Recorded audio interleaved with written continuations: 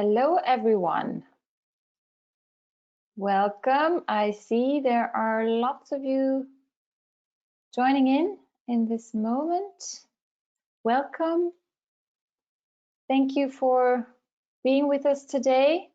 We had to, as many of you know, had to reschedule this webinar due to technical issues last week. So I'm glad you decided to join us today. And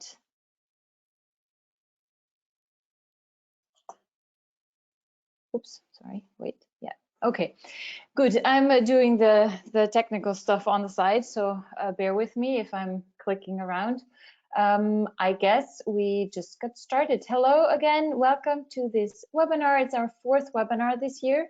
We thought the last one was our last one, but we thought, no, maybe we drop in one more just to discuss some frequently asked questions and to discuss what to expect of this master program. Good. In the meantime, for those who are new to this webinar application, make yourself familiar, please. Make sure you can see me well, hear me well, and notice there is a chat box function. You can send us questions along the way. We will get back to those at the end of the webinar, but you can send them anytime. Also, if there's a problem, you have a little, there's a hand icon, so you can raise your hand if there's an urgent question or a technical error. Good. You should see the slideshow as well. And let's get started here. A quick overview of what we will be talking about today. For those of you who I've noticed, some of you have already attended a webinar in the past, so please bear with us. There will be things that I've repeated, that I'll repeat from last time, but stick around at the end. We have Helene here with us to also answer the frequently asked questions, and of course your questions as well. So, okay, I will start with telling you a bit more about Fontys Arts University. I will show you a quick drone video of the building in Tilburg. That's where we are. And then I will, of course, talk about the master program, Performing Public Space today, about the program structure and the setup. I will show you a bootcamp video clip from last year's bootcamp. And then we have Helene de Hoon here with us. She's the head of the program, and I have prepared 10 questions for her already today, but of course, send us your questions and we will add those on top of that. Good. Let's just get started now. This is our building in Tilburg. We are part of the second largest university cluster in the Netherlands, and we are the arts sector of this cluster. We house 15 arts programs under one roof, and 8 of those are international programs. We do bachelor and master programs. We are located in the south of the Netherlands, just about an hour from south of from Amsterdam, and Tilburg is a mid-size university town, very vibrant and always nice to hang out. And here I will show you a bit of the building from outside. Hope this works. The drone flying over the building. So we are located in the city center of Tilburg, and the university building is really attached to the local theater. Here you walk through to the campus and the main entrance, through to the garden, And as mentioned, we house 15 different art programs, all arts disciplines under one roof, and the building is divided into those different sectors like music, theatre, dance, fine arts. There's a rock academy, and this will be your base camp during the boot camps, which I will talk about later on still. So here's as well a library in here. You will have access to all the facilities, study spaces, study rooms, the library, of course, the cafeteria. All right. I hope this gave you an impression of where we are. Good. Now we are back. All right. Now I will tell you a little bit more about our program itself. So we kicked off in 2017. So we are now in our third year and heading towards our fourth year. We attract an interesting variety of artists, obviously all working in, for, or with public space in one way or the other, and really come from all over the world. We're not sure why that attracts so many different nationalities, but it's a wonderful addition to the program, and of course to working with all these artists from different disciplines and different cultural backgrounds. This is the team I'm missing on here, but Helene Hohn, as I mentioned, she's here today with us. She's the head of studies and has a background in theater and dramaturgy. Then we have Danai Teodoridou. She's one of the coaches, and she's a performance maker and researcher from Greece, but she's based in Belgium. We have David Limaverde on the team. He's from Brazil and an educator and participatory performance artist and researcher. He's based in Amsterdam. And we have Paul de Bruyne also as a coach. He's from Belgium and he has a background in, he's a theater director and a playwright.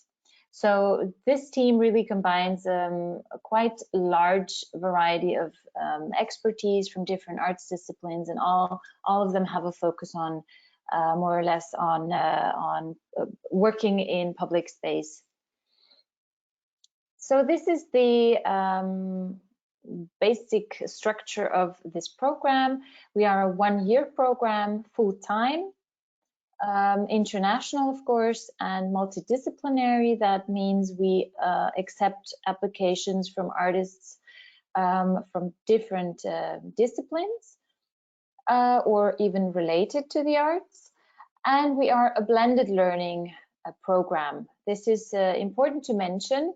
The majority of the program happens online, on an online learning platform, and parts of the program happens on site, and these are the boot camps that I mentioned. We call them boot camps. These are intensive weeks, basically, that happen here in the Netherlands. We invite all the students to come to Tilburg 3 times a year for 2 weeks each. But I will talk about that a little later. At the heart of the program sits your individual project. This is the project you apply with, and this is the project that you develop throughout the year together with the coaches and of course your peers. The partners of our program, the network that surrounds us, the theory that you will explore in this program, of course also your peers, your coach and the other coaches, of course the entire team will have impact on this, on your individual project. So all these elements will co-shape and your initial project, and we do encourage transformation and development of this project. And this is also one of the questions for later on, of course, how this project application should look like and how it can develop over time.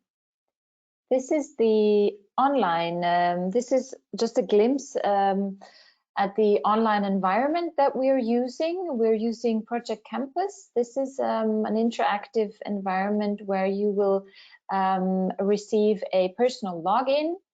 And this is the space where you will engage with your peers and with the coaches. There's a forum, of course, with posts. This is where you will upload and download work materials. You will receive assignments here and information, and you can exchange with the peers, as I mentioned before. And the second part, as mentioned before, are the boot camps. These are some snapshots of last year's boot camp. I will now show you a short clip just to get an idea of the atmosphere of such a boot camp.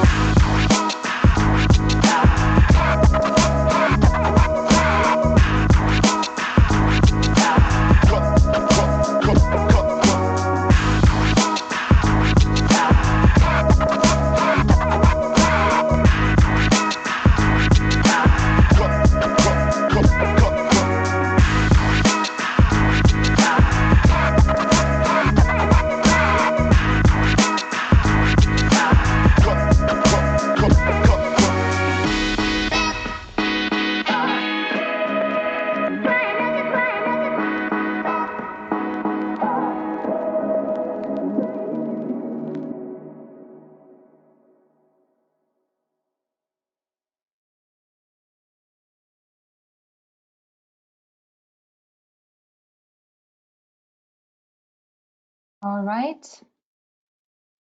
That was that. I think this clip really nicely shows in a nutshell, of course, what we're up to during the boot camps.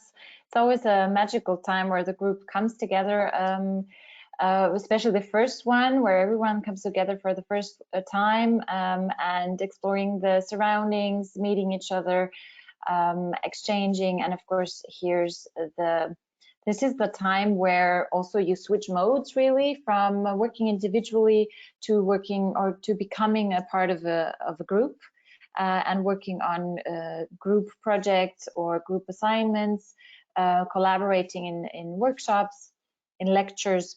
This is where we curate 2 weeks intense program for you. So we invite artists and lecturers.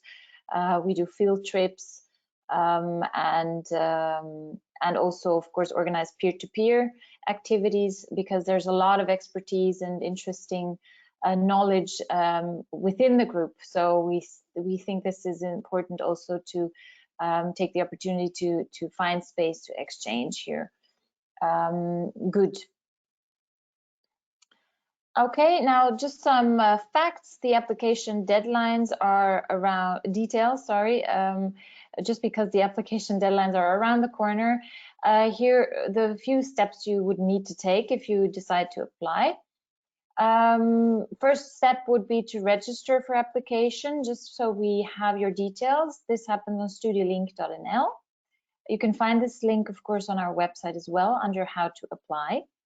Then you will be sent an application form, which you will have to fill in, of course, and upload your ID and transcripts and diploma. And then you would have to send us an email with the following attachments: your CV, of course, your motivation letter, why would you like to join this program, your portfolio, if it applies, if you can show previous projects and artwork, and of course the project plan, which is an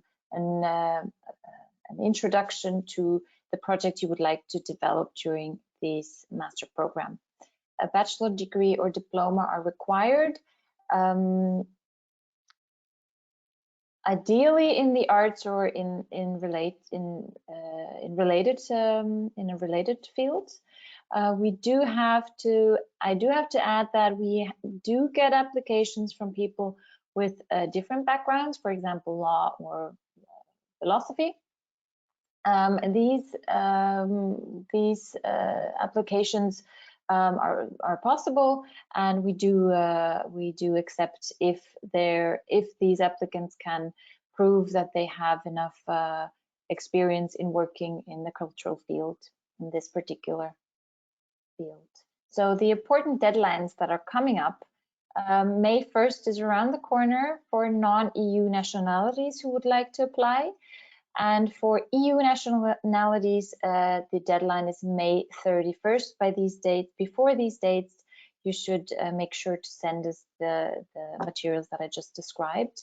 The difference between those dates really is due to the enrollment process. Yes. All right. So let's get to the juicy parts. I realized this was really fast for those who are new and haven't seen this before. All this information, more or less, you can find on our website. And I hope this gave you a glimpse into who we are and what we do. But now let's get to the question slam. And I will bring up Helene here to join me now.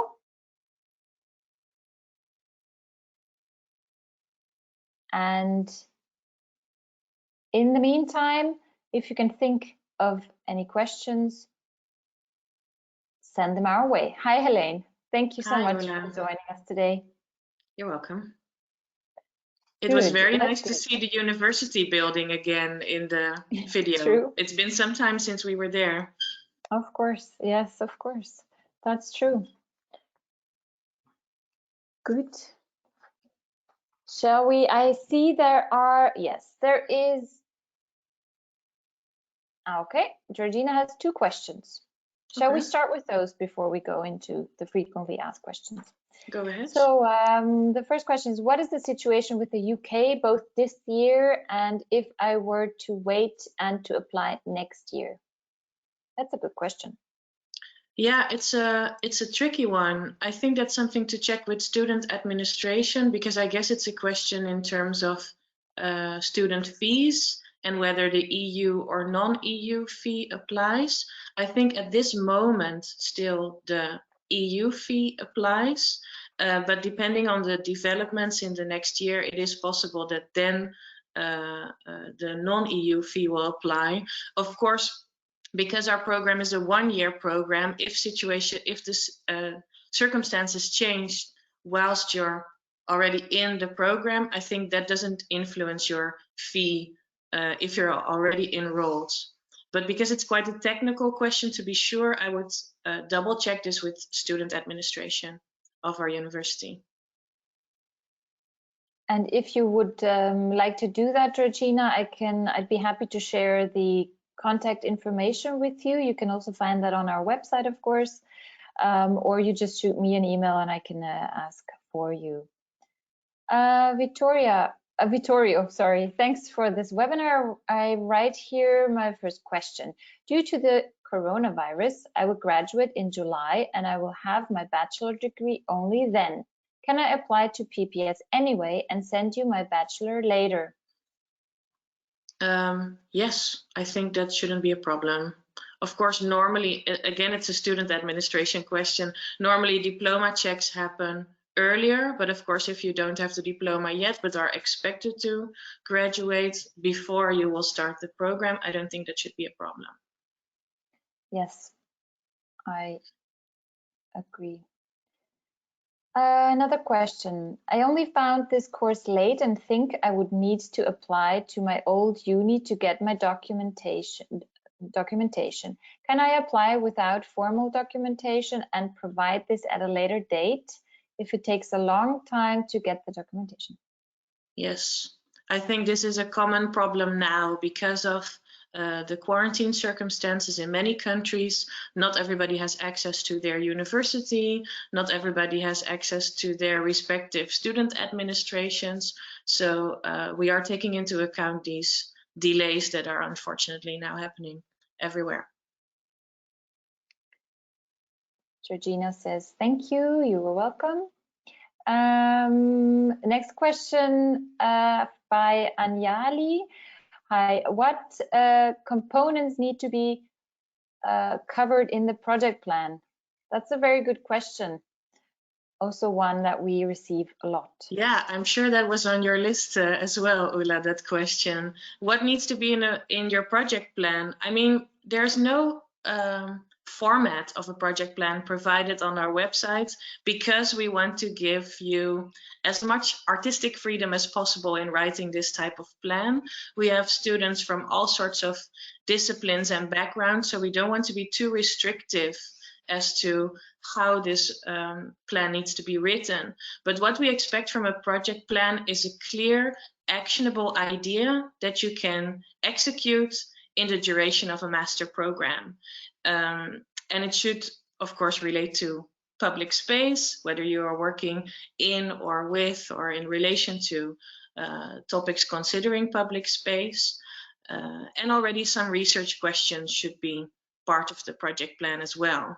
So it is not enough, and sometimes we see this in applications, it is not enough to say, I am interested in, and then mention the area you are active in, or the discipline you are active in, or the topic that has your interest. It has to be much more specific and applied. This is what I'm going to do. And of course, Ulla already mentioned, a project plan is not a contract.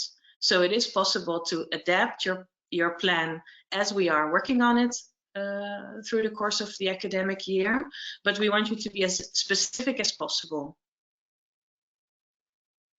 I hope that answers your question more or less, but you notice that I'm staying a bit vague because I don't want to steer you in a certain direction, because we're looking for applicants that are independent and have a strong own idea of what they want to be working on, so that we can support that idea rather than enforce what we think you should do.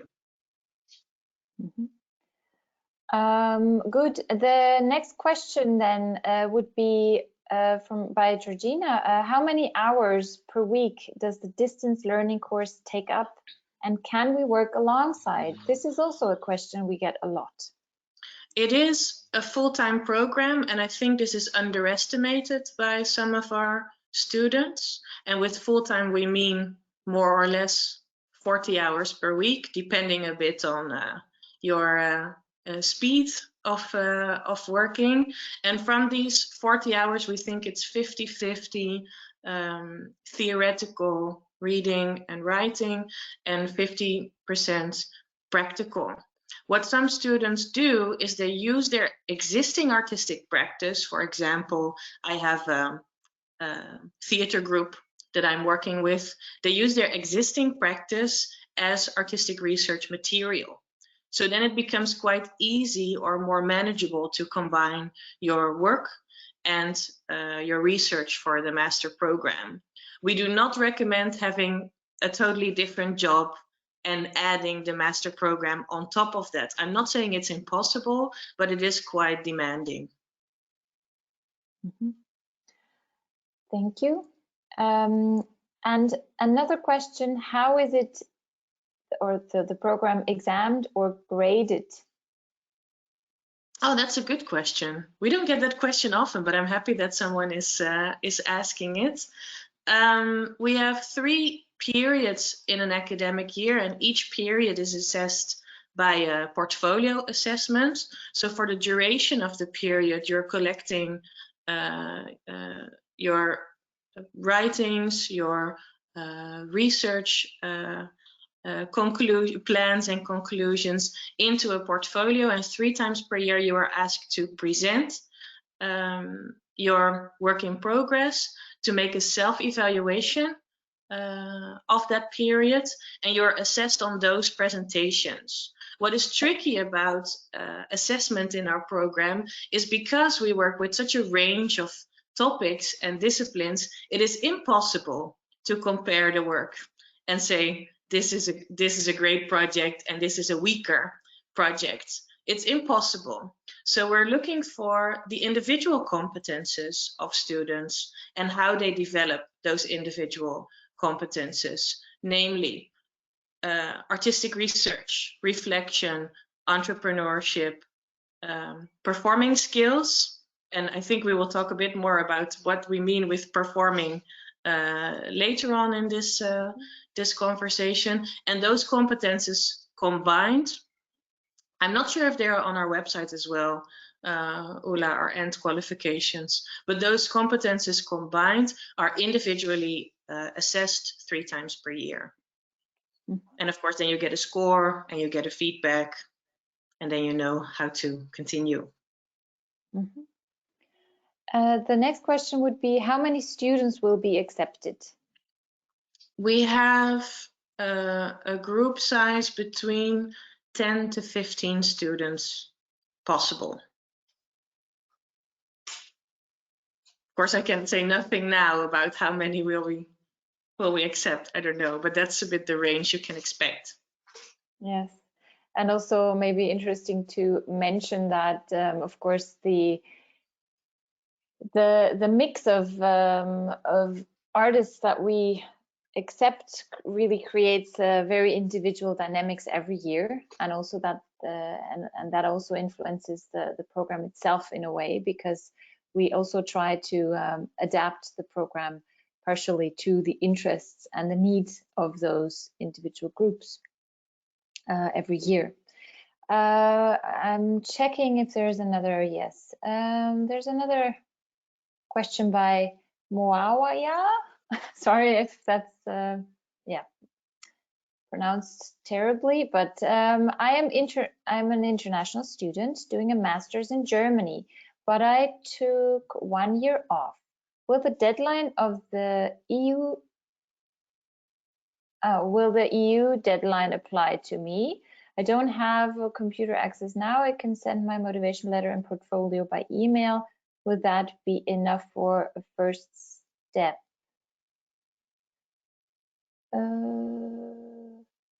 I'm not entirely sure what you mean. Is this visa related, perhaps, this question? Are you saying that you have a visa for Germany where you studied and you're taking some time off, but you would like to use this visa to apply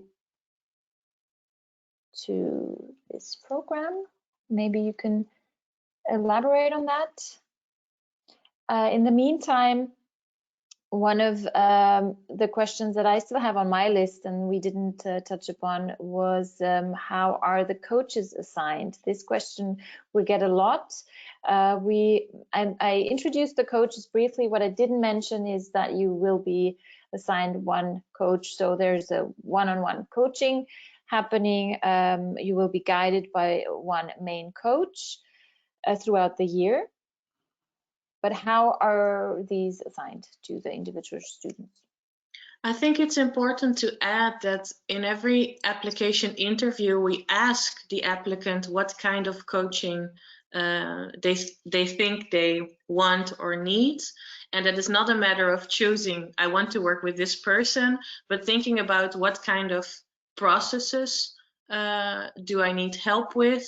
Do I need someone who is on my tail all the time? Do I want someone who challenges my views? How do I think about coaching? We take this into account. At the start of a year, we sit together with the team. And as you've seen in the presentation, it's a small team. And we go over all the project plans and make combinations based on those requests from applicants or then students, and also based on the expertise within the team. So who is maybe closest linked to the topics that are addressed in the research proposal. And what's maybe also interesting to mention is, of course, your coach is your main point of reference throughout the year. So you will meet with them on a weekly basis. guiding you through your research and through your project. But also we are organizing, together with the other master programs of Fontys Arts University, research days, where we invite a large group of experts, researchers and experts from the artistic field to give you feedback and input on the projects you are working on. So you have for sure one person you are working with.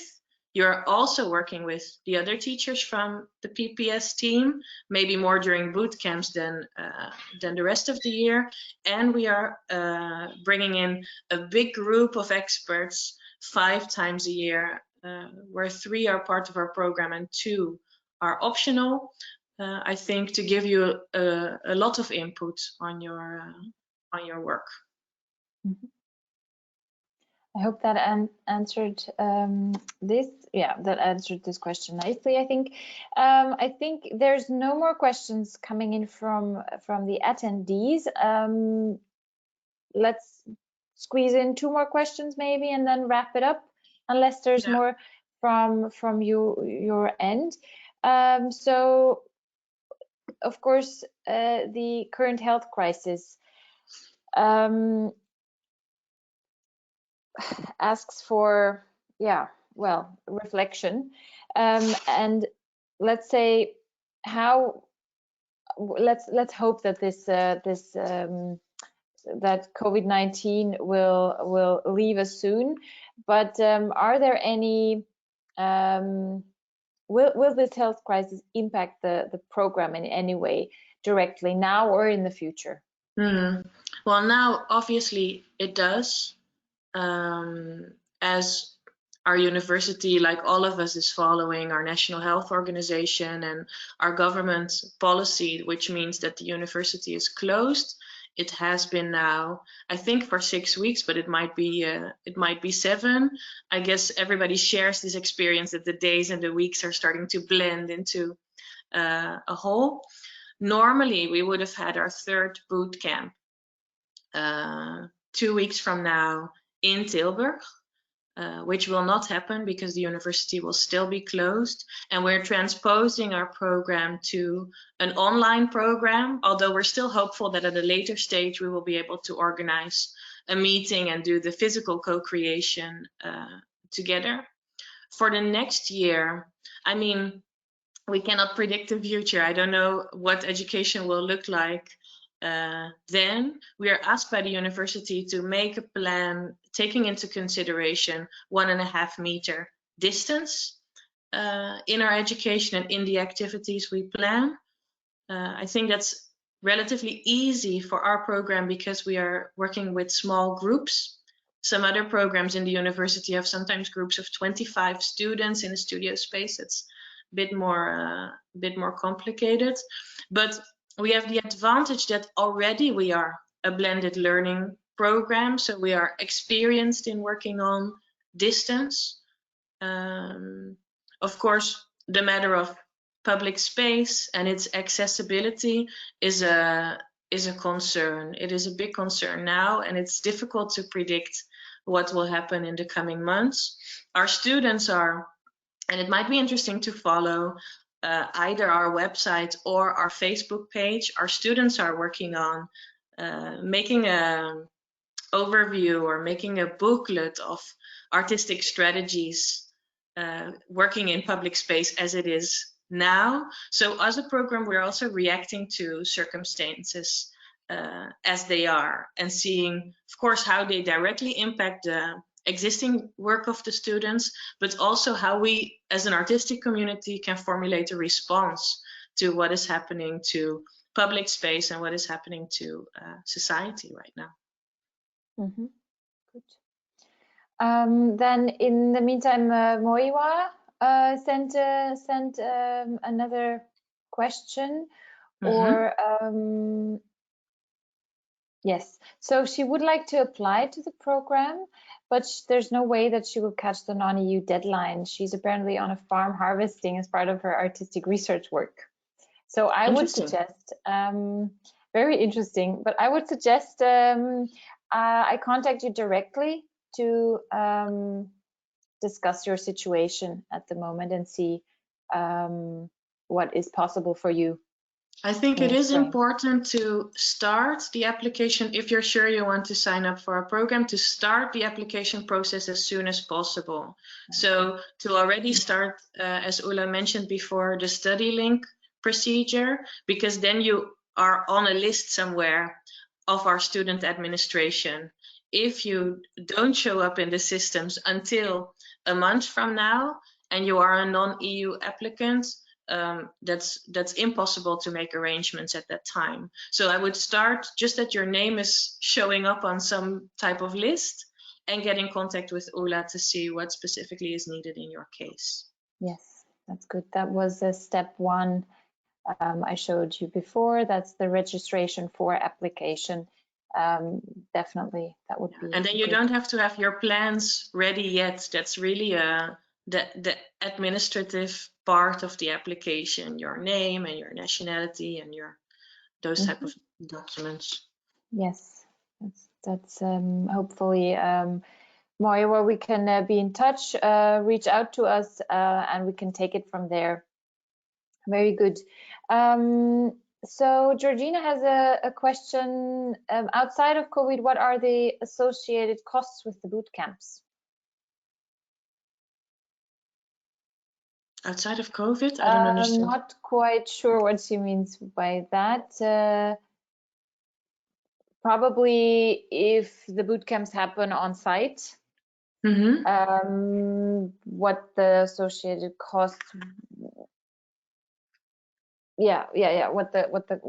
I guess what costs apply when coming to the Netherlands. Basically, we ask our students to cover the travel and their accommodation.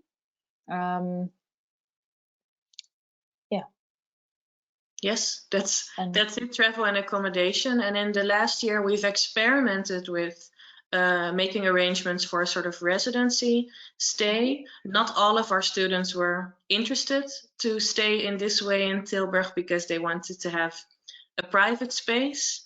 But we organized a residency space, so accommodation for 6 students, I believe, Ulla. So like yes. Exactly, that was in the past. We're looking into possibilities again for the upcoming year. And often also it often happens that the group, of course, after the first boot camp, when they get to know each other, they pull together and find, for example, an Airbnb place together, so just to keep the costs low. But we don't have we don't have a campus. No, we don't have student accommodation. And there are some students, of course, that have moved to Tilburg for the duration of the program. Yeah. Good. I think we will do one last question by Carolina. Who are the local partners with whom we could collaborate in our project? I guess that relates to the project that you want to develop during the program, and you're asking if there are local partners that you could pull into that. It's more a question for you than it is for me, Ulla. Well, I would say it really depends. We have a very large network, international and local. And we, depending on the group, we collaborate during the boot camps with those local partners a lot. If there's a click, if you feel there's a connection or there's an organization that would impact your project development in a positive way, you can always reach out to them and see if there's collaboration opportunities, possibilities there. The entire network or our friends and partners, they agree to that. That's just the nature of our relationship, of course. I think, it's a variety of individual artists and companies. I guess. I think it's it's important that you develop your project proposal irrespective of whether or not there are partners to collaborate with. Only include the partners you have access to now. So if you already have collaborators or are working in a group, add those in your project proposal. The first bootcamp is not until October, but the program starts in September. So there is already, I think, 6 or 7 weeks of program before you are gathered with the group in Tilburg or wherever we will be in this year, October. And also that's the first opportunity to meet with some of the program's partners. Of course, we will try to make relevant connections for you where we can, but don't depend on the program to set up these kind of connections. But Ulla's right, we have many dance companies, performing companies, festivals, cultural organizations, and also those are always happy to connect our student to relevant people. Yes, exactly. Yeah, nicely wrapped up, I think. There's no more questions from out there. So I guess if you agree, Elaine, we will wrap it up for today. Sure. It was very interactive, even though we cannot see anybody else, but there were many questions. It was nice. That was very nice. That definitely shows us that this that it was worth doing another webinar this year to answer all those questions and clarify the situation also, of course, in light of COVID. And for those of you signing up, you will be seeing me again during the application interview. So you don't have to go without me until September. You will see me before. Very good. Okay, then be safe, everyone. Take care. Reach out to us if there's any other questions. We're here to help. And we hope this was informative. Thank you, Helene. Take care. You're welcome.